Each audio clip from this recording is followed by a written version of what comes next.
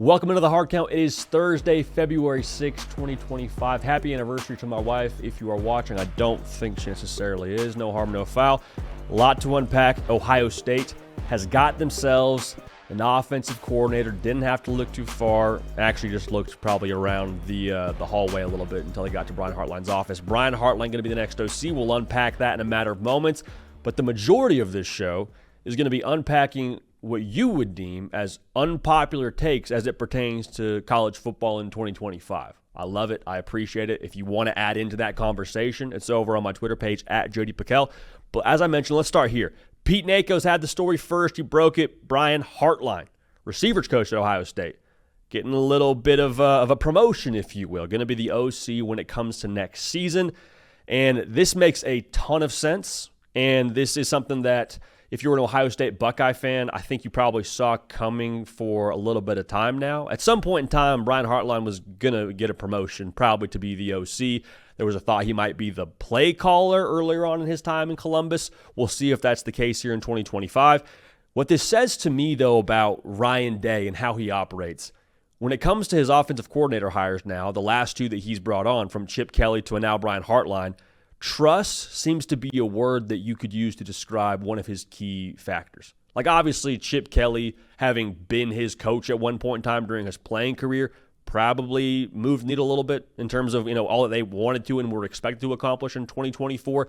They did, of course, accomplish that, but he knew, hey, when I'm in the bunker here, when things get a little bit rough, I got a person that not just do I trust them from a football level, I trust them on a personal level. I can have these real discussions with them. Looks like that helped. Now, how does it work for Brian Hartline remains to be seen, but I think that same kind of synergy and being on the same page overall, it still very much so exists for Brian Hartline and for Ryan Day. That's massive, man. I said it on the show the other day. It's a team sport on the field, absolutely, but if your staff isn't on the same page, you're going to have a tough time getting too far down the road there, because you're constantly trying to play catch-up of, well, what do you think about this? Well, I thought this, but you thought this, and we're misaligned, and we're spending too much time trying to get on the same page that we haven't actually made any progress on what we want to do from a game plan approach. So the fact that he trusts him on a personal level seems to be a key factor, again, for a one Brian Hartline. I said it yesterday in our reaction video. Go check that out on the YouTube channel after we wrap up here. But this was something that I think Brian Hartline very much so had earned. Like, ace recruiter, ace developer. He can't be a receiver coach forever.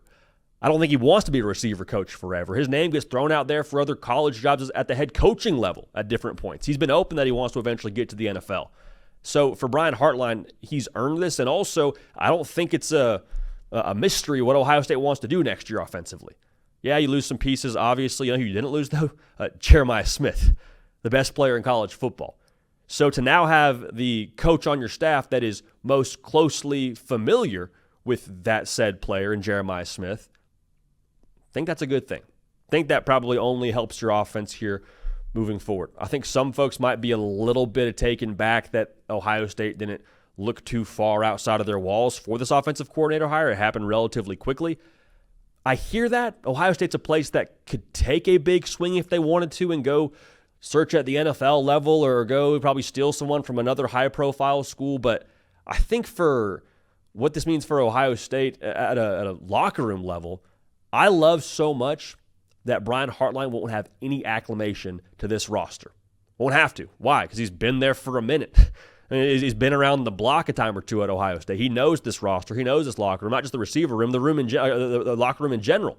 So when he applies pressure and he keeps that standard where it's supposed to be at in Columbus and gets after somebody or calls somebody out to that standard, there's not this feeling of, well, you just got here. You weren't around for a national title run. Who are you to tell me what to do? There's none of that. Not to say that there would be that for Ohio State, just by nature of how their locker room operates, but Brian Hartline has all the credibility in the world at this point, I think, with this Ohio State team, and he's going to make sure that temperature is set at a national title level. That's the other thing. Teams that compete at the highest level, that win trophies, that have hardware at the end of the season, they have a certain vibe about them. They have a certain way they do things. And again, if you brought someone in from the outside, you could still have had success, but you probably have to relearn the roster and relearn what Ohio State's temperature needs to be set at. Brian Hartline was in Atlanta when that confetti dropped, baby. He knows what it looks like. He knows what it has to look like. And he also knows what the job is at Ohio State. We said this yesterday, but I'll say it again. That logo at Ohio State comes with some extra expectations and pressure. Brian Hartline's not going to be thrown off by any of that. There's probably a little bit of acclimation period in that sense too if you brought someone in from the outside, because everyone says, oh, no, I get what Ohio State is. Do you, though? It's different now when you have everyone coming for you after you just lost to Michigan. It's different when you lost to Oregon and you weren't supposed to. Very different. So the fact that he's stood under that weight from a fan-based level and stood under the weight of what the logo requires, Brian Hartline gets it. And I think that's only going to help him here moving forward. Now, Ryan Day, of course, will, I'm sure, be an offensive backstop of sorts for Brian Hartline. Probably some oversight there. And Chip Kelly, what he did a year ago, you would think that's only going to benefit Brian Hartline as he gets ready to be the man in charge for this offense as it progresses. So as we get more information around this topic for Ohio State in terms of like their play calling, we will talk about it. But Brian Hartline, going to be the guy, and we love everything about it. If it wasn't going to be now, if you just won a national championship, and you're coaching the best player in college football in your room, when was it going to be? So we're here for it. We love it, and we are excited to see what that looks like moving into next season. A lot to cover today. I said unpopular takes galore. Y'all brought the juice, and we appreciate that. I got a take from one of y'all using a Hasbulla meme in regards to Florida State. Never a bad time to break out the Hasbulla meme. Had one of you send some shots towards Dan Lanning and what you think he won't accomplish at Oregon when it's all said and done. We'll give our take there. But I'm going to start with my own unpopular take before we jump into some of y'all's. Just kind of set the tone. My unpopular take is that Georgia in 2024 was Kirby Smart's best coaching job of his career. You say, wait a second, JD. Hey, talking about the same Kirby Smart? Dude who won 2 national titles, back-to-back, mind you. A year where you won the SEC, that's nice, but you got bounced in the college football playoff in your first game. That's your best coaching job? Yeah, I absolutely believe that's the case. Why? We'll unpack it right now. Make sure you're subscribed here. If you're new to the show, welcome. It's college football year-round. Georgia fans, y'all have been dialed in and gotten dialed in with us, so we appreciate you for that. But if you're new, as I just mentioned, get locked in, baby. It's a long way to go till next season. You got to get your college football fix right here, college football year-round. So this year, Georgia looks very un-Georgia-ish. From a roster level, from an execution level, just across the board, it was a very un-Georgia-ish look. Now, to be fair, not making excuses, but to be fair, schedule was brutal. Especially in hindsight, they played 3 college football playoff teams, one of them twice in Texas. Probably worth noting they were a smooth 4-0 in all of those games against college football playoff teams, neither here nor there. Then they played 2 other teams in Alabama and Ole Miss that were right on the bubble on Selection Sunday. Both teams that thought they had a case to get into the dance. Of course, they didn't, but those were 2 of their losses throughout the season. The point I'm trying to make here, what do you think about when you think about Georgia under Kirby Smart? You think about a defense that thumps, probably somewhere in the top 15, top 10 in America, that plays with their hair on fire, that's violent, that's physical, that stops the run. You think about an offense that it's been some different iterations under it from Todd Monken to Mike Bobo now, but you think about an offense that's, in a word, complementary. They're going to run the football. They may run the football because they threw the football first to kind of open things up. They're going to be elite with their personnel. They're going to just have better Jimmies and Joes than you up front and on the perimeter, and they're going to make sure that they're attacking you from all levels and that they're imposing their will on you. Well, y'all, as I said, not a very Georgia-ish team this year. This was a defense that was spotty/inconsistent in the secondary. They allowed 4 yards a carry up front. That doesn't sound like a Georgia defense that I just described moments ago. And then offensively, I couldn't figure out who they wanted to be. They couldn't run the football, that's first off. And then when they went to throw it, as they did about 36, 37 times a game, they led America in drops. Carson Beck had 12 picks this year. Now, we still had a top 10 QBR, but my point being here, like Georgia, while they were good in a lot of ways, they weren't really elite at anything, y'all. Here's a comparison for you. LSU, when you compare their points per game numbers and points allowed per game numbers, they're essentially the same. They scored right around 30 points a game. LSU allowed a field goal a game more than Georgia. Both very different finishes to their year. LSU finished in the regular season with a record of 8-4. Georgia won the SEC. They shouldn't have. Wasn't supposed to happen. What I just told you, they were running for 102 yards a game, I believe it was. Or maybe they were 102nd, in rush yards per a game when it came to what they did offensively. It shouldn't happen that way. It should not happen that way. So why did it happen that way? Why was Georgia able to overcome some of their areas where they were, let's call a spade here, pretty mediocre? I think you look at what Georgia was in some really key points in their season. What were those points? Backs against the wall, after a loss specifically, where you have to figure it out and bounce back and figure out who you're going to be. Georgia was, first class in those moments. You lose to an Alabama. You go to Austin, Texas a few weeks later. You're not favored. Everyone on game day picks against you, as Kirby Smart in ghost storytelling fashion told Holly Rowe postgame. And what do? Beat the brakes off Texas. Beat the brakes off Texas. And then you turn around and a few weeks later you lose to Ole Miss. And I said on this show, I think Ole Miss beat them because they had better players. And I don't know if that's the case still here today coming into 2025, but that looked like the case on that Saturday. You lose that game. The next week, who do you play? But a team that would eventually be a college football playoff team in Tennessee. What do? Beat the brakes off of them. I was watching that game from a hospital room because we had just had our baby girl, and I was like, Georgia did it again. I was telling my baby girl, hey, this is what Kirby Smart does. You think you got him. You think you knocked him down, and they're like a boxer that just keeps coming back for more. Another key moment. Georgia Tech. They're down against Georgia Tech. Takes them 8 overtimes. If Georgia loses that game, their playoff hopes aren't dashed, but they got to win the SEC to get it done. Again, steady hand. Nobody panicked. They find a way to win that game. The SEC title game, this is the last one I'll say. The SEC championship game, they are down at half. To make matters worse, Carson Beck goes out of the game at half with an ugly play to finish the first half, and then you're counting on Gunnar Stockton to get it done. Georgia wins the game, again, in overtime. You kind of just shrug your shoulders and say it probably shouldn't happen that way, but it does.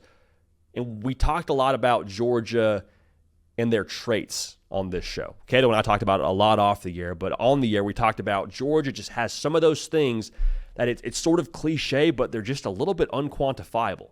Because I just told you the quantifiables. The numbers aren't great, but a wins and losses perspective was good enough. And now Georgia, they didn't accomplish their ultimate goal of winning the national championship, but I'm here to tell you, whether you want to blame them being dinged up or what they couldn't do running the football or how physical they weren't, they shouldn't have probably even won the SEC. By nature of their numbers, they should have been 8-4. Now, are they still super talented? Of course. I'm not telling you that Georgia is, somehow without the talent that it requires to go win the SEC. That's not what I'm saying here. But you look at how they got it done this year, and you can't help but feel a little bit like, man, that culture at Georgia, I don't know how, I don't know why, but it made the difference. So if the culture makes the difference, who's responsible for the culture? That locker room. Yeah, 100% true. But who's responsible for setting the culture for that locker room? The coaching staff. Who's in charge of the coaching staff? We arrive at a Kirby Smart. So everyone's talking about how Georgia underachieved this year because they didn't win the national championship. And I think Kirby Smart would tell you that too. I think they had national title written on their goals. I think they want to get back to Atlanta to hoist that hardware and find a way to go for their third and 4 years. Absolutely, but it didn't happen. But I don't think it's something where you say, man, I guess that's the end of Georgia. I guess this 12-team playoff is just gonna ride them off. Now it's the end of Kirby Smart. I don't think it's going to be easier. Make that very clear. But Georgia, we just finished up National Signing Day for this 2025 cycle, the standard signing day, and Georgia's sitting there with the number 2 class, just hanging out. Georgia, that's apparently going to have a downtrend and fall off a cliff and this, that, and the other. Georgia's not going anywhere. The roster talent will still be elite. And as long as Kirby Smart is setting the tone out there, we're going to see more seasons like this where I don't know if it's going to be Georgia's outmatched from a talent perspective, but in games that they will always have a chance because of who Kirby Smart is and because of what they bring to the table. So the culture, the traits, all of that was what made Georgia this year. And why did they have those things? Because of who their head coach is. To me, that's been Kirby's best job so far. The talent was great on other teams. There's no way around that. But to have the year they did where they won the SEC with the numbers they didn't have, tip of the hat to Kirby Smart. Hey, if you're watching right now, make sure you are subscribed. If you've noticed from just observing our show, we have historically done a live show that stretches throughout the course of your Tuesday morning. if you're listening on podcast, don't worry about this, but we're trying this in a premier fashion just because we've seen a little bit better return on investment from y'all when it comes to viewership. So let us know what you want. If you want to stay premier, if you want us to stay going back to live shows, I suppose, let us know. We exist to service y'all, but let us know what you think about that. And, of course, the numbers will tell us what you think about that as well. So let's get to some of these unpopular takes now. This is where we turn it over to y'all and unpack some of what's happened across the college football landscape and what will happen across the college football landscape. One of y'all hit us up and said Dan Lanning will not win a national title at Oregon. Now, those of y'all that have followed this show, you know we are very high on Dan Lanning. We are very high on the future at Oregon. We picked him to go undefeated this year. We picked him to win the national title when that bracket came out. I love the way they're built. However, let's address this now. Is it unpopular to say that Dan Lanning won't win a national title at Oregon? I think it is. Is it crazy? I mean, statistically speaking, no. There's been a lot of great coaches that have never won national titles. Like historically, you got guys like Frank Beamer, one of the best to ever do it. Bo Schembechler at Michigan, never won a national title. Right now in college football, guys like Brian Kelly and James Franklin, Steve Sarkisian hasn't won a national title as a head coach, that is. So it's not, I don't think, irresponsible to make this claim. But, there's that but, we absolutely believe that Dan Lanning, to respond to this take, will win a national title before it's all said and done at Oregon for him. And there's a couple of reasons why. The first is trends aren't everything in college football. It's hard to say that success is linear in anything, especially a sport where the ball is shaped funny and you got 11, 18, and 22-year-olds going at it on a Saturday afternoon. Yeah, there's probably some variance there. However, Dan Lanning, every year at Oregon, as the head coach, they just steadily increase in terms of what they do on the field. More wins every single year. Last year, they get to the Pac-12 championship. They fall short. This year, they move into what I would call the best conference in college football from 2024, and they win the whole thing. They beat, mind you, the national champion in Ohio State in Eugene. Now, they played them again, and what happened. But the point I'm making here is when you look at the trend, who's to say that Dan Lanning has peaked at Oregon just yet?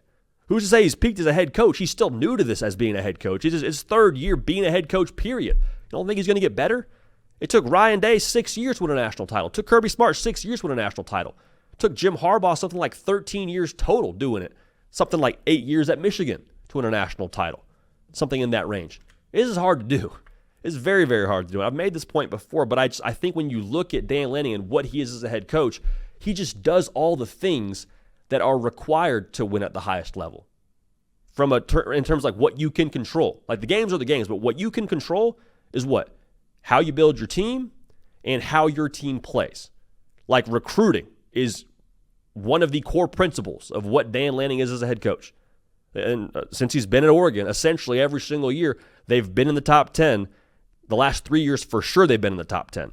It's not just the stars, though. It's the actual function of what their roster is. You look at Oregon, line of scrimmage play is as good as it is in college football, in my mind. Like, you take the floor of what they are year in and year out, Oregon consistently has dudes that are able to give you fits for 4 quarters. Oregon's going to be a physical football team, offensively and defensively. That's the first part. But in addition to that, they've also, maybe very subtly, it feels subtle to me, they've kind of become a quarterback and wide receiver destination at the recruiting level and the transfer portal level. Bo Nix and Dylan Gabriel, both Heisman Trophy finalists. Tez Johnson goes for 80 catches in back-to-back years at Oregon. Before him, Troy Franklin puts up incredible numbers the season before that. Like, Oregon, I think, continues to prove there is a blueprint for success and development to get to the next level even at Oregon with what Will Stein has done offensively these last couple of seasons. So what I just said, there is an explosive element offensively. There is physicality defensively and offensively. Look at the secondary. There's proof of concept there as well with dudes in the league like Christian Gonzalez. There's a lot to like about how Oregon's built. And I just mentioned all the different parts of a football team, essentially. Oregon's real deal versatile. And in the 12-team playoff, that is now a non-negotiable. In the 4-team model, especially the BCS model, but in the 4-team model, you could probably, run your conference, get to the 4-team playoff. Maybe you get lucky with who you draw. You maybe just match up well, and then in the national title game, you're 4 quarters away from winning the whole thing. In the 12-team playoff, you're going to have to shapeshift a little bit. like Bruce Lee says, you got to be water a little bit there. And that's, I think, what Oregon's able to do with what I just described to you. Quarterback play, trenches, defense, all those things. You got to go rock fight mode. I see a world now in the future where Oregon's able to win those games. You got to win a shootout. Oregon's able to win those games. And just because it hasn't happened yet doesn't mean it's not going to happen. Like, again, if I had to place money, I'd say in the next 3 years, Dan Lanning and Oregon win a national title. That would be my bet. Because as we look to the future of college football, they're consistently set at the positions that matter, and they're consistently there with a high talent floor across the board at Oregon. So what I just said, if they get into a spot where they got to rematch with another Big Ten team in the playoff, I feel good about their chances there. If they got to do a shootout with a team like a USC or an Ole Miss and they got to go toe for toe, or toe to toe rather, blow for blow, however you want to say it, I trust Oregon in that context. So, again, everyone's going to jump on the idea of, well, hey, we just optically remember Oregon getting to these big spots and falling flat. That's just kind of who Oregon is in our minds, and we don't really care too much about who the head coach is, but that uniform, that logo, it's cursed. I don't know what we do this in college football. I really don't. Dan Lanning wasn't around for the loss in the national title game when they lost to Ohio State. Dan Lanning wasn't there when they came up short in previous years in big games. It's not Dan Lanning's situation he has to deal with. Now, they lost to Ohio State last year, 100% true. But that team also went on to win the national title, and I think we're going to talk about them being one of the more talented rosters in college football over the course of the next decade or so. So if it's about the future, if it's about where we're hedging our bet, the burden of proof is on Dan Lanning. No way around it, but with how he recruits, how they build their roster, their character, their core traits, all those things, to me, Dan Lanning, it's a matter of when, not if, he wins the national title. And when it happens, we will be sure to revisit this. Not to be a whole I told you so thing, but just to unpack how and why it happened, and it'll be a good time for all of us. But Dan Lanning, national title, happening. But we appreciate the unpopular take. We absolutely appreciate the unpopular take. We got some more talk on National Signing Day, too, because that whole thing wrapped up yesterday with Josh Newberg and I just chopping it up here at the desk for a good 2 hours with Steve Wiltfong and Chad Simmons, the best in the business. So we got a conversation for y'all, putting a nice bow on the 2025 cycle in a matter of moments, talking about some winners. But before we get to that, one more unpopular take from one of y'all, and you brought the juice with this one. Okay, you shot me a Hasbullah meme wearing a Florida State hat. And your unpopular take, you brought the juice, you said Florida State will be back among the elites in college football. I'm assuming you're referring to 2025. I appreciate this take. I really do. And I want to preface it with this. I really like Mike Norvell. I really believe in Mike Norvell. I believe in his culture. I believe in his ability to put together a roster. I believe in his ability to put together a staff. I love their staff. I think Gus Malzahn as an offensive coordinator, grabbing him from a Power 4 head coaching level and bringing him to be your play caller, I think that's phenomenal. Tony White, what he was in Nebraska, I thought he was going to be a head coach at some point in time. He's calling your defense in Tallahassee. With that being said, the roster that they have right now in Tallahassee, from what I can gather, they don't have what they need to be among the elites in college football in 2025. Like, if they were going to bounce back to being a team that competes for the ACC championship, let's define elite as competing for a conference title and being in the college football playoff discussion. If that was going to happen, they would have needed to make a much larger splash in the transfer portal. Grabbing a guy like John Mateer or a Carson Beck or like just a real game changer. And this is not trying to dunk on the guy, but they grabbed Thomas Castellanos, who could be awesome. I think it's doubling down on what Gus Malzahn is as a play caller, but for me, this is a guy who was benched at Boston College, and Boston College won 7 games last year. It's tough. It's very tough for me to see them bouncing back to a double-digit win kind of season and being in a top-tier discussion for the world that college football is. It wasn't like Florida State a year ago had a really good roster and it had some bad breaks. Like, they should have won 9 games, but if a call here or a call there, no, y'all, they lost 10 games. And 2 of those losses were by 1 score. It wasn't like a lot of them were close. They weren't good enough. And sometimes that's how you move forward. You got to look yourself in the mirror and say, hey, today you weren't good enough. How do we move forward? I don't know, but it's got to start here. And it's got to start here with what they did via the portal. Because they have a number 24 ranked class with the transfer portal, took 16 transfers, And I like some of the pieces. Like I like Deuce Robinson. I think that was a big get from USC. I like Squirrel White. I think some of his best football could be ahead of him from what he did at Tennessee. But that's not good enough to improve by 8 wins, y'all. It's not. It's not. And to be honest here, I don't think it's really fair if you're a Florida State fan for you to just hit the reset button, wake up and say, okay, now we're back in contention for the ACC title. We rage quit that whole game. Let's hit the rematch. That's not how life works, not how college football works. When you look at what you should expect for Florida State going forward, like my thought behind this is if I'm Florida State, I'm taking the same approach as if I just got my house hit by some sort of disaster, whether it's rain damage, a pipe froze and burst, whatever. The house is in bad shape. House is in bad shape from a roster level. Culture, another discussion we'll talk about in a second, but house is in bad shape. So what do you do when your house gets just turned over or your life gets turned over? You try to get back to neutral.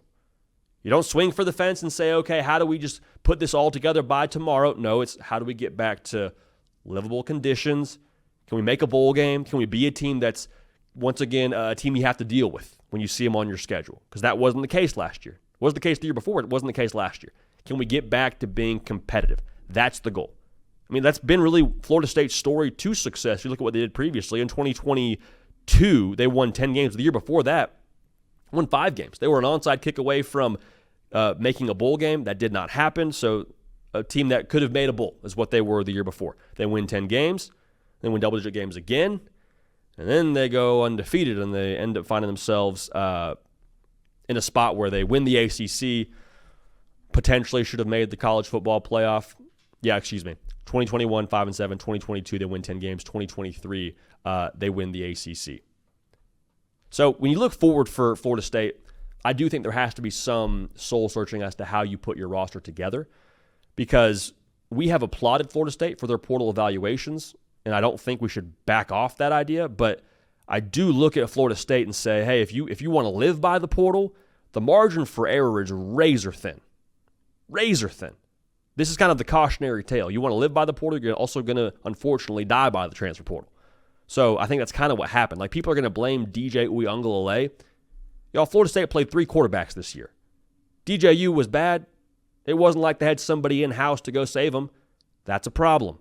It's a problem there wasn't other pieces around DJU for him to lean on. So I'm not trying to pass blame off DJU, but when you look at the transfer portal, it's got to be a thing where you have other pieces on your roster recruited at a high enough level, at the high school level, to have some sort of a backstop if you don't hit how you need to hit via the portal.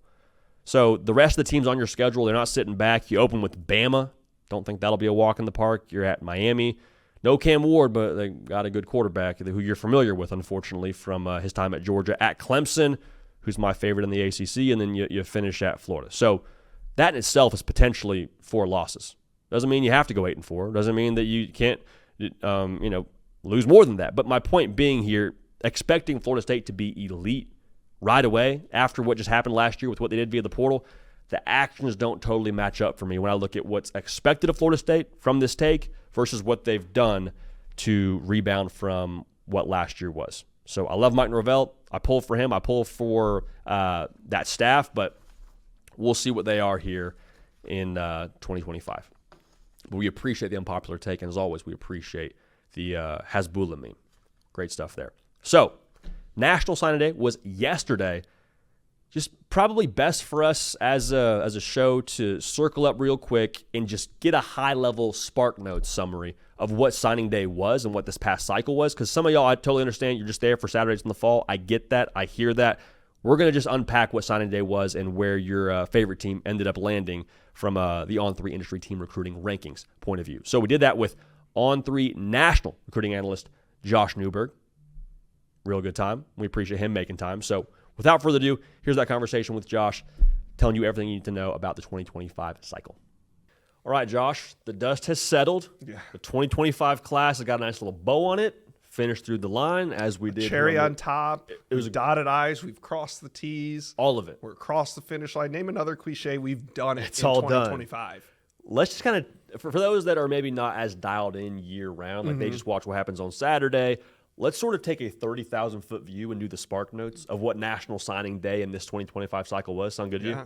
Let's do it. Let's take a look at these rankings, man, because at number 1, the Texas Longhorns. Georgia at 2, Bama at 3. A lot of the usual suspects filling out this top 10. Michigan at 6, just hanging out there. A team that doesn't necessarily routinely recruit in the top 10, but Sharon Moore has got some other plans. Let's start with Texas, though, man, because with them being number 1 in America and then seeing the Georgia logo and the Bama logo underneath them, just gives a certain vibe to it that Steve Sarkisian, what he's building out there. We said it on the show. I feel like he's genuinely built a roster now that has staying power in the SEC. What do you make of this number 1 class? How big a deal is that? I think it's a huge deal because throughout the entire cycle, the experts on 3, anywhere, everybody was penciling in Georgia. Georgia's going to end up finishing number 1. Even when they were sitting at 3 or 4, the entire cycle, everybody expected Georgia to finish number 1. Well, Texas does it. And how do they do it? They do it by going into the state of Georgia and landing defensive lineman Justice Terry. Of course, there's more to it, but in the end, I believe if Justice Terry inks with the Dogs, technically they're the number 1 team. Instead, he's at Texas. And yes, there's plenty of other wins for the Longhorns, but I think that is the one. When we talk about how did they finish number 1, well, I mean, they went out on the field and they had a great season, and that goes a long way. But landing Justice Terry, one of the best players in the state of Georgia, really helped the Horns down the stretch. So Texas finishes on top. You got Georgia at 2. Georgia, there was this feeling during the season with the word I would use to describe it is a hectic season, kind of hectic optically, and Georgia doesn't win the national championship, and they don't accomplish their ultimate goal in that sense. But Georgia comes in at number 2, and Kirby Smart's not going anywhere. Still right. 2 elite defensive linemen at the top of the class. You got 2 pass catchers. What do you make of the Dogs? You look at what Georgia can do, and even when they struggle, they can spin that because Georgia plays freshmen, and they play anybody that can come in and get it done. So they go out and they sign a bunch of number 1 players at their position who I think are going to contribute right away. That only helps fuel recruiting too, because other high school players see that, hey, Georgia, even though they're one of the best teams in the country, they're playing freshmen in key roles. We saw it with KJ Boulder. We've seen it with others. I think Isaiah Gibson coming off the edge, Xavier Griffin on the defensive line, Talon Taylor at wide receiver out of Illinois, 5-star. These are guys that we're going to see. Well, we're going to see them in the spring first. Yeah, which I can't wait for. That's one of the best parts once you get through the line of finishing out, the 2025 cycle is, okay, now we think about, we'll see these dudes in spring practice wearing their uniforms, not for a photo shoot this time. No. They're running routes on air, some team drills, the spring game, all that. But Georgia going and getting some real weapons on offense. Yeah. I think if you're a Georgia fan, you watch what happened last year and what you seem to be wanting to do offensively, which is throw the gosh darn football. Getting dudes, they're going to catch it and do something with it afterwards. I mean, good vibes. Yeah. Alabama at 3. I don't want to go through this entire top 10, but Alabama at 3 is noteworthy. Kalen DeBoer, they say, hey, you got big shoes to fill. Now, Nick Saban, not the tallest guy in the world, but still big shoes to fill. Yeah. I don't know what size, but big shoes being the GOAT. So Kalen DeBoer, the question is, hey, can he recruit? There's only one man on earth right now that has walked a mile in Nick Saban shoes. And that's Kalen DeBoer. And he finished number 3 in his first full cycle in Tuscaloosa. What a finish, because, JD, a year ago today, they were just trying to get their bearings. Yeah. I mean, you lose Caleb Downs, you lose Julian Sayin, you lose your head coach, you lose all these things. Kalen DeBoer comes in from Washington. They wonder, does he even know how to get around on the highways in the South, let alone recruit the South? And here they are with the number 3 class in America, and they did it. They did it in the South, but they also did it out west in California as well. Really impressive. The thing I'm trying to square about Bama, I'd be curious to get your take on this. How much of this class in your mind is, hey, Kalen DeBoer is hitting the trail and they're maximizing relationships and all that? Or in addition to that, is it like, yeah, DeBoer's great, however, see that script A, and walk into the high school, that's going to move the needle a little bit as well. Is it more DeBoer, the brand, or some combination? Who do you give the credit to, I guess, is my question. I give the credit to the machine that is Alabama football, but I give Kalen DeBoer credit for knowing how to drive that machine. Yeah. Not everybody knows how to drive the machine. That's a good way to say it. But he did. And you can't discredit everything that Alabama is and was over the last 100 years and say that Kalen DeBoer just did a great job. Kalen DeBoer knew how to come in and drive that machine. And the thing that's interesting about where Alabama is right now is last year you only win 9 games, which most schools would give their left arm and a kicker to win 9 games. Alabama's like down year. Can't have it happen. And it is below expectations there. Yeah. But I think what's interesting now is for Kalen DeBoer, after year 1, when he hits the trail, for 2026, it's not going to be the same benefit of the doubt of, well, Bama's still Bama, they made the playoff. It's like, no, Bama's trying to get up off the mat now. So how they hit the trail going forward, I think we're going to learn a lot about them. So that's the top three.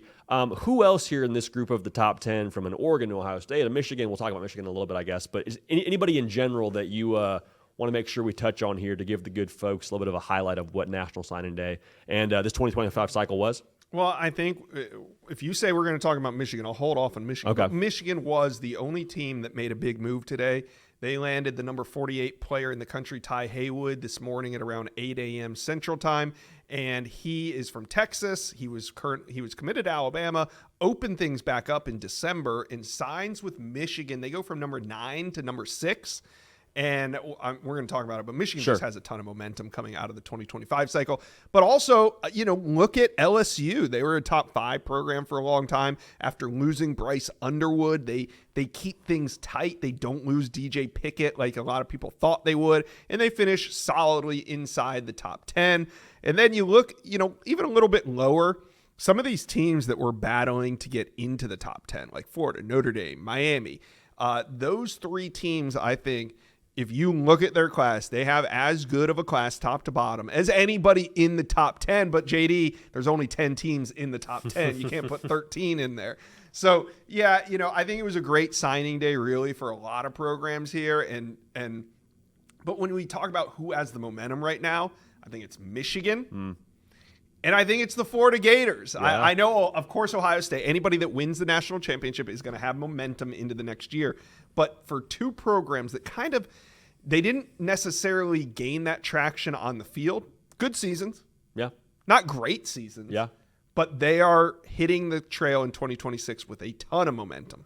And the thing that's interesting about Florida is, they finished with a 7-5 record in the regular season. They win their bowl game. I'm sitting here saying, if I'm a Florida fan, okay, won 8 games, finish, in the top 10 or right around the top 10, I suppose. What could we do if we won 9 games? Could we break into that top 10 and be even near the top 5? For sure, because it's where they're coming from. Like, a 9-win season is not up to the Florida Gators standard, but it shows that Billy Napier is no longer a coach under question, right? Mm-hmm. If they go out and they win 9 games this season, building off of what they've done, it shows recruits the trajectory of the program, and that's what recruiting is really about. And we're also recording this after we just did our National Signing Day show, where you were driving the bus for right around 2 hours. So that voice is just pushing through. Pushing through. We got it, though. We got it. We're good. So Florida comes in at number 11, again, just on the edge of the top 10. We've danced around it. Dude, Michigan feels like the story of the cycle. They flip Bryce Underwood. They jump up to 6 today. Like, they've always been this team that, not to say do more with less, because that sounds like we're discounting what they have on the roster, but they're usually, I say usually, loosely, they're a team that you kind of expect to be in the teens and develop really well, and then the guys that's a 3-star, they end up being 5 stars on the field once they're juniors. Now they have better raw ingredients under Sharon Moore. This feels to me like a Michigan 2.0 under him. What do you make of this class and what they're going to be in the future here? Numbers don't lie. And I watch our numbers on the On3 Recruits channel. If you're not subscribed to the On3 Recruits channel, what are you doing? But I watch our numbers, and I would say really the entire cycle with Michigan, there was not a lot of interest in Michigan recruiting. Maybe apathy is the word to use here. That all changed. All of a sudden, Michigan rumors start swirling in November that Bryce Underwood could be in play. Well, Bryce Underwood flips about 3 weeks later, and now when we post a Michigan recruiting video, they go crazy. The Michigan fans are all in. They can feel it too. Like, it's not just a number on the rankings. The Michigan fans understand what happened. They understand there's been a seismic shift, not just a change in strategy, but there's been a seismic shift in the way Michigan approaches recruiting. And you listen to the experts, it's not changing. No. It's not going anywhere. This wasn't a one-off. This wasn't a situation where they said, hey, let's break the bank and let's really use all of our resources on Bryce Underwood. This is a situation where this is going to occur over and over, and we're going to hear Michigan involved with 5-star players moving forward. And Steve Wiltfong said this on the National Signing Day show. He's like, Michigan is not going to lose on the NIL front anymore. Like unless they want to. Unless they want to. Unless they feel like somebody, hey, we're going to cap this out right here. Unless they want to. But being willing to play ball at that level in the new age of college football Michigan and what fans recruiting is, I mean, holy smokes, you got to be fired up if you're a Michigan fan. It went from, we recruit, but we develop, to we recruit and we develop. Which is scary for the rest of college football. Because the development part's not going to stop. It shouldn't. I don't see why it would. I don't see why I it guess would. some pieces have left, but I mean, Sharon Moore, he's still from that tree. Right. He still was around for that national title and run. it worked. So it worked for them. But now let's raise the floor of what these players can do physically, and now let's see how they develop. And you churn out, you would imagine a better product, and I'm very excited to see what it looks like going forward. I, again, expect Bryce Underwood to be the guy. Game 1 for the Michigan Wolverines. Ohio State at 5. National champs, got to at least mention them. Phenomenal recruiting class. Land their quarterback in Tavian St. Clair. That's the real interesting one right there. Tavian St. Clair. You hold on to Devin Sanchez. They go into Houston, Texas to land the number 1 corner in the country. And you never heard a peep from Devin Sanchez after he committed. They do a phenomenal job of holding on to him. Quincy Porter is Brian Hartline's next impact freshman, 6'3.5", 200 pounds out of New Jersey, number 3 wide receiver in America. They go into the state of Texas again and land Riley Pettijohn, an elite linebacker. Another one from McKinney, Texas that the Longhorns wanted, but after he committed to Ohio State, it was over. So while Ohio State fans might be a little upset about losing Naeem Offord at the last minute, one of the top corners in the country, this is a phenomenal class. And I get that every school we're talking about here is a quote-unquote big-time program, but I have to imagine the momentum around Ohio State on the field winning a national championship, and just also when you get out there for a game, like we've been lucky enough to be there for a couple, and you walk out on that field, it feels like a production. It feels like you are classic college football, and you're walking into that like painting, if you will, of what the shoe is. So no surprise, Ohio State recruiting well. One team I want to talk about as we wrap this up here, Josh. Oregon, even just being in the mix for one of your commitments or one of the guys that you're after, when it comes to National Signing Day, they close as well as anybody else in America. Sitting there at number 4, Ducks don't look like they are going to take any step backwards under Dan Lanning. No, the Ducks did a phenomenal job of filling holes in their secondary, also bringing in a great tight end class. I think that's vitally important to what Oregon wants to do, some versatile pass-catching tight ends, flipping Naeem Offord, adding Zaire Addison, a 6'4", 285-pound offensive tackle from Florida, going into the state of Florida, 3,000 miles away, not to land a wide receiver DB, but one of the best offensive tackles in the state. Oregon just did a phenomenal job across the board of filling needs, getting players that are going to be dynamic skill players, but also, like I said, getting in the trenches and finding some real talent. I'm glad you emphasized the state of Florida there, because I appreciate what the state of Oregon is. I have family that lives in the state of Oregon. There's not a lot of ballers that play high school football in the state of Oregon. So if you want to go recruit in the top 5 level, you got to kick some doors down, go to Florida, go to Texas and land Corey Moore, go to Ohio and land a Trey McNutt. What they're doing nationally. You got to be national. You got to be national. Massively impressive, and I don't think it's just NIL. You can have NIL, and I'm sure that plays a factor, but Dan Lanning, by nature of this class, again being in the top 10, dude is a dog on the recruiting trail. They went into Alabama and landed the number 1 player in Alabama. Like, we all were watching Naeem Offord committed at Ohio State down the end, and it's not surprising to me that he flipped. It's surprising to me that the number 1 player in the state of Alabama flipped on signing day to Oregon. It's not a program in the state of Alabama. I remember sitting here at the desk with you, and off to our right, I guess your left if you're watching via YouTube, you got Chad Simmons and Steve Wiltfong on National Signing Day, the early signing period, both working phones, taking phone calls. You could tell, like, something's about to go down. Something's about to go down. And we were course just waiting for them to raise their hand to say, I got intel. And boy, did they. Yeah, that intel and then some when it comes to that whole story. Well, Josh, hopefully get some sleep here. Get some fluids for the throat and get rested up for 2026. I know you're already getting after it there. But we've been turned the page. I was going to say. It's been turned. You've been on the run here for 26. But, man, we're getting after it. Appreciate all your time. National recruiting analyst for On 3, host of the Inside Scoop, also host the Wiltfong Whip Around with Steve Wiltfong, the On 3 Recruits channel. If you're not yet subscribed and dialed in, do that right now. Recruiting year-round, and we are on to 2026. Awesome stuff there by Josh Newberg.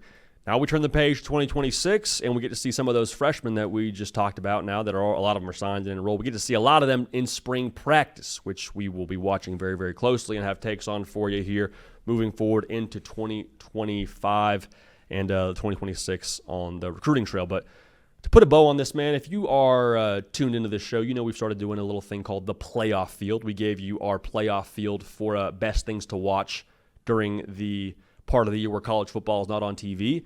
Let's bring on the man on the ones and twos now to do a little playoff field for Super Bowl foods. Cato, I'm excited for this. I'm excited to chop it up with you as we always do. Want to chop it up Thursday.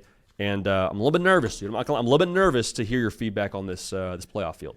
It's a pleasure as always, JD PicKell. I think when we talked about this idea, beautiful idea by you, talking about just expanding and talking about some different versions of what a college football playoff field could look like, this was one that definitely got me excited. It couldn't come any sooner. So we might have some disagreements here, but I'm excited to learn it nonetheless. Yeah, we're expanding a little bit, and we talked about maybe having to expand this specific playoff field because there's a lot you can get to. But let's start with the teams that got to bye. You good with that? Yeah, we talked about it before. This field could have been more of a March Madness field, like a field of 64, because there's a lot of food options. You can't go wrong with a lot of these, but I think the first round buys might be what determine your fate here. It might determine what the public feels. So let's hear those top four teams, the conference champions, if you will, of Super Bowl foods. All right, here we go. So these teams probably did win their conference. I'll go ahead and say there's no auto bids in this format, I suppose, but we'll go ahead and say these are the teams that won their conference and have a bye. Our number one seed in this whole playoff bracket, Cato, chicken wings. All right, chicken wings. Now, we had a discussion pre-show. Do you want to go bone-in and boneless wings? I'm just going to say wings and leave it up to the interpretation of the audience. I think either way, you probably give wings the nod here at number one for me personally. At number two, pizza. Can't go wrong with pizza. Pizza's kind of a cheat code because this is going to be mostly apps, but you can eat a whole pizza and fill yourself up on Super Bowl Sunday. And then you got sliders at three. They speak for themselves. Pigs in a blanket coming in at number four. Pigs in a blanket at four, which I think is going to be very, very strong and a tough thing to deal with here across this rest of this playoff. But wings, pizza, sliders, pigs in a blanket. What are your notes here on these four teams, brother? I have the pen out. I am taking notes. I'm dialed in on this field for the people watching. But you couldn't have picked a better top four, JD. I think this really? Is, okay. I think this is a – I might go back on my words I was saying before. We might be able to go back to a four-team playoff format. For me personally, when you talk about these four, this is as good as it gets for me, man. If I see any of these four things on Super Bowl Sunday, if I'm at your house, I'm sorry. Like I'm getting in the way. I'm getting my hands dirty. I love how broad these topics are. We had the debate off camera about boneless wings, bone in. I'm an Atlanta guy, bone in. That's the only way to do it for me personally. But when you open it up to boneless, a lot of options there, a lot of flavor options there. Same with pizza. You can't go wrong with there. You go anywhere from a local spot who might do it a perfect way for you. You can go to a Domino's, get something more, chain pizza. Can't go wrong there. Sliders, again, if it's in between a Hawaiian roll, it's getting eaten during Super Bowl Sunday. And pigs in a blanket's a big sleeper for me. I love pigs in a blanket. It's one of those ones where I feel like you have to give yourself a kind of a mental cap. Yeah. Anyone could eat a dozen, anyone could eat 2 dozen of these probably, but it's just not societally, I think, welcome to do that. So great field. I love how you started this off, and I can't wait to see what this first round looks like in terms of who's going to be hosting some of these games when we look at this 12-team field now that we know who has the buys. That's huge for the confidence here for the rest of this field. I was expecting some harsh reviews 1 through 4. That still might be coming from both our audience and yourself with the rest of this field, but that feels good to know that you're down for those top 4. I'll say this and kind of expose myself as looking a little bit soft. If it's boneless, like I'll eat either one, full transparency, but like I will prefer boneless. Just like if I'm at a party, I'm at somebody's house and they got boneless wings, I'm not really trying to ask like, hey, where's the kitchen sink? Where's the bathroom so I can wash my hands, you know? So that's me. That's just me. Again, I fully understand it's a little bit soft, but that's where I'm at on this thing when it comes to the wings. So we'll go rapid fire here, 5 through 12. Hosting a playoff game. I got tacos. Now, tacos, are they an app? Are they an entree? It's fair to ask the question. I think they deserve a spot, though. If you got tacos at your Super Bowl party, is it more unorthodox? Probably, but you get a spot. At number 6, I got popcorn chicken, kind of chicken nuggets, which, again, are we bending the rules a little bit there? Maybe, but again, it's a committee. It's subjective. It's opinion. We're not just going off of the wins and losses. We're going off of the eye test. popcorn chicken gets in for me. Quesadillas at 7. Again, kind of outside the box, but if you got quesadillas, I'm happy with that at your Super Bowl party. At number 8, potato chips. This includes Doritos. This includes Lay's. This includes probably also like your pretzels and your snack mix and your Chex Mix, all that. So we got potato chips. That's a good team. 5 through 8. It's a good. Those are great hosts. I think there's some controversy there, but chips as an 8 might be. The comment section might be mad there. You could argue Chips could have got a first-round bye if we're talking all-encompassing. Really? I think Doritos alone could just hold their own weight in this playoff field as well. But that's a good player. Wasn't Ohio State the A seed? It might be on brand. No, you're not wrong. That could be where the chip spot is right there. I like Quesadillas that. was Notre Dame. I don't know. I mean, we're just putting 2 and 2 together. I don't know. Who are you putting at 5? Any objections here with the ranking of those? So for me, tacos, when I close my eyes and think about tacos, I don't necessarily think Super Bowl. So Sure. I think out of those teams who could be in that 5 seed, I think a chips might encapsulate a Super Bowl more. When you just close your eyes and picture yourself walking into someone's house at the Super Bowl, you picture them with just all the flavors of Lay's out, all the Doritos out, like I mentioned before. I think the chips might encapsulate the spirit more of the Super Bowl and maybe more worthy of a 5 seed over tacos. But you're talking to a guy whose tacos have over the years climbed up their power rankings as far as foods in general. If we're talking foods overall, tacos might get a first-round bye for me. In the spirit of the Super Bowl, I think the chips might be my 5 seed. Dude, okay, I don't hate that at all. Sea salt and vinegar Lay's, I think that's a very fair, Sour cream and onion. very fair thing to say. They're a staple. They're a Super Bowl staple, truly. There's no way around that. Okay, I feel good about that discussion around it, honestly. So these are the teams that are on the road that got to go to these respective places we just named 5 through 8. At number 9, Cato, I just went handheld sweets. You could probably put cookies or brownies or what, like handheld sweets. To me, if you're holding it in your hand and it's got probably too high of a sugar content, I'm here for it. So they got the 9 seed. Chips and salsa. Now, chips and salsa is just a label for the number 10 seed. You can put guac in there. Got some queso fans I know out there in the great state of Texas. So we'll put them at 10. Shrimp cocktail at 11. Oh, bougie pick. A little bit of a bougie pick, but you can find it at your grocery store, and it's one of those things that's like finger food, and you can maybe have some self-control, maybe not. At number 12, this was blank all the way up until we started shooting the show. Little bit of a trick play here. At number 12, I got Southwest egg rolls. Kind of niche. Probably gets the G5 nod. Some people might be much more wild about that than I am. It depends for me where they're from. Southwestern egg rolls, wrapping this thing up with the 12th seed. They will, of course, play tacos in the first round. Your thoughts? There's one glaring omission here, JD. Okay, yeah, hit me with it. There's one team that got snubbed. It's a blue blood. It's a team that I think you'll probably get the most outrage, and it's buffalo chicken dip. Okay. I just can't think of an individual dish, whether it's in the crock pot league, just the dip in general league, that has a higher approval rating than the buffalo chicken dip. It seems like a Super Bowl staple at this point, so I think that's my biggest gripe there. Outside of that, I love the variety of picks. You have the shrimp cocktail, the chips and salsa, the sweets. I think the 8-9 matchup, chips versus sweets, a little sweet versus salty. It's a battle as old as time. So I think that's going to be a great game. I think this slate leaves no room for first round games that look perhaps like the first round games we saw in the playoff this year. I mean, chips and salsa versus quesadilla, those are two very familiar opponents. Those are teams that play in the regular season every single year. Some would say a rival. Some would say a sidekick. That's